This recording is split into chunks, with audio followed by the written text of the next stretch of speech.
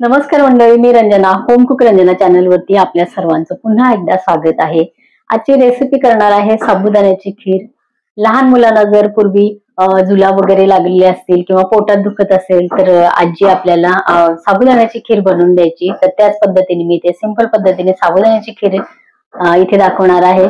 आपण तांदळाची खीर तर खातच असतो, पण आधीमध्ये थंडीचे दिवस आपण साबुदाण्याची खीर नक्कीच बनवून खाऊ शकतो। चला तर मग रेसिपीला सुरुवात करते।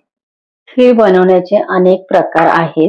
बरेच तांदळाची खीर आपण बघितलेली आहे, गव्हाची बघितलेली आहे। त्यानंतर गव्हाची भरड काढून तीही खीर आपण करून खात असतो। तांदळाची भरड करून ती खीर खात असतो किंवा तांदूळ शिजवून भिजवून बरेच अनेक प्रकार आहेत खिरींचे आणि ते सर्व आपण बनवून खात असतो। गोड बनवण्याची हे आपल्या महाराष्ट्रामध्ये खूप आहे डिश। आपल्याकडे गोड कुठले ना कुठले असतेच, प्रत्येक सणाला असेल किंवा उपवास असेल तर त्या दिवशी आपण हे बनवतच असतो।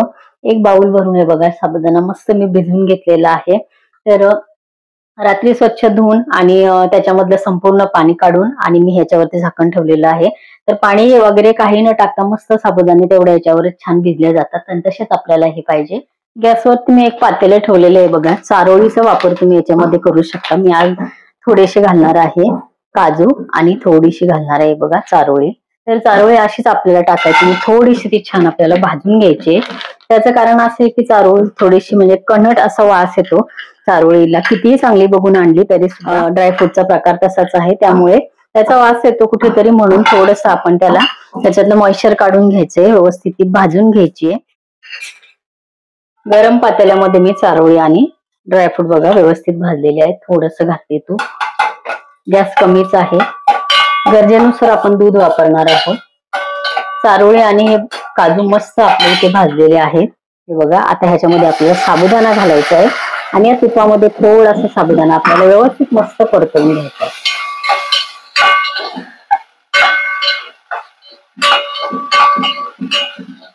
या पद्धतीने खीर करून बघा, एकदम छान ही खीर होते। इथे दूध आहे, दुधाचा वापर आपल्याला किती खीर करायची आहे त्यानुसार करायचा आहे। हे बघा पाव किलो पेक्षा जास्त दूध मी इथे घातलेलं आहे।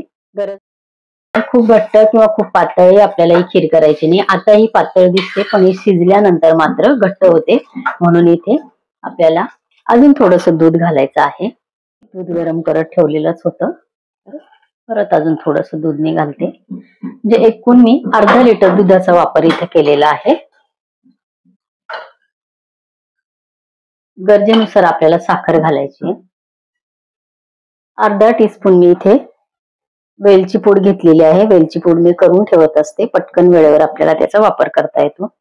खूप जास्त गोड मी करणार नाही, त्याच्या अंदाजाप्रमाणे मी, आमच्याकडे गोड खूप कमी खातात, त्यामुळे इथे मी अगदी वाटीला कमी आहे तेवढी मी इथे साखर घेतलेली आहे। तुम्ही गोड अगदी चव बघून आणि साखर घातले तरी सुद्धा चालेल।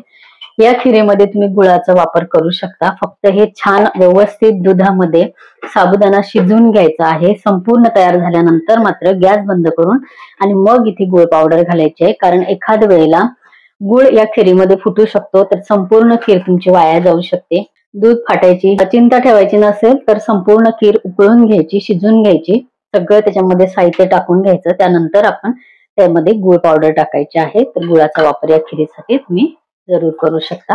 व्यवस्थित आता आपल्याला शिजून घ्यायची, खाली लागू द्यायची नाहीये। खीर आपली जसजशी शिजणार तसतसे दाणे बघा ट्रान्सपरंट होत जातात। आणि ही खीर मी ज्या पद्धतीने इथे तुम्हाला बनवायला सांगितली त्याच पद्धतीने नक्की बनवून बघा।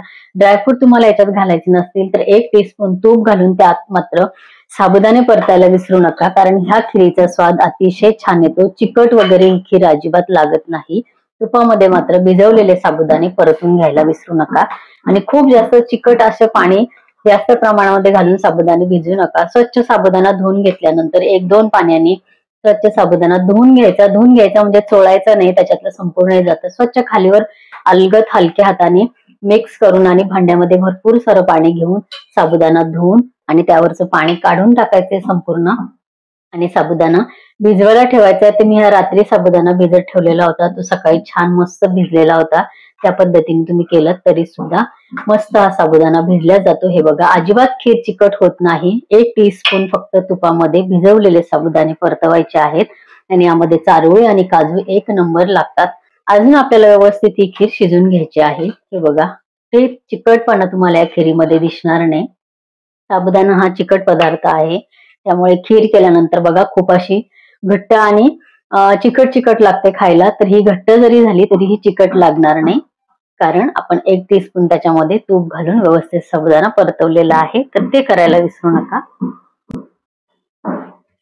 हे बघा, खीर एकदम छान शिजलेली आहे, पण चिकट अजिबात झालेली नाही. ही खीर जर तुम्ही एकदा बनवली तर तुम्ही नेहमी तांदळाच्या खिरीपेक्षा ही खीर खायला जास्त तुम्हाला आवडेल. या पद्धतीने नक्की करून बघा. खीर आपली इथे तयार झालेली आहे. तुम्हाला ह्यापेक्षा जास्त खीर घट्ट हवी असेल तर अजून 2-3 मिनिटं तुम्ही ही ठेवू शकता, कारण शिजल्यानंतर हिला आपोआपच घट्टपणा येतो. म्हणून मी आता ह्याच्यापेक्षा जास्त ह्याला शिजवणार नाही. जर तुम्हाला खूप घट्ट प्रमाणामध्ये खीर खाण्याला आवडत असेल तर तुम्ही थोडेसे एखाद मिनिटभर अजून याला शिजून घेऊन आणि थोडंसं घट्ट अजूनही बनवू शकता.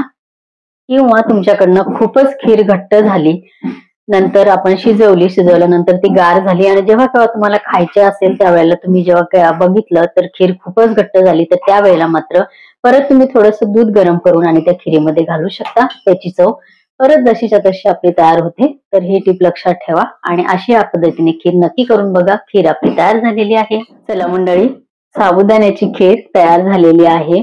तर साबुदाण्याची खीर चिकट होतेच नेहमी, पण ह्या पद्धतीने करून बघा. खूप छान ही खीर लागणार आहे. तुम्हाला सुद्धा आवडू शकते. माझ्या चॅनलवरती अनेक प्रकारचे खिरीचे प्रकार दिलेले आहेत, त्यापैकी एखादा प्रकार तुम्हाला नक्कीच आवडू शकतो. लिंक खाली डिस्क्रिप्शन बॉक्स मध्ये दिलेली आहे, जरूर चेक करा. माझ्या चॅनलवरती तुम्ही नवीन असाल तर होम कुक रंजना चॅनलला सबस्क्राईब करा आणि बाजूचं बेल आयकॉन सुद्धा प्रेस करा, म्हणजे माझ्या येणाऱ्या रोजच्या नवीन रेसिपीचं नोटिफिकेशन तुम्हाला मिळेल. परत भेटूया असेच एका छानशा साध्या सोप्या आणि हेल्दी रेसिपी बरोबर. तोपर्यंत बाय बाय.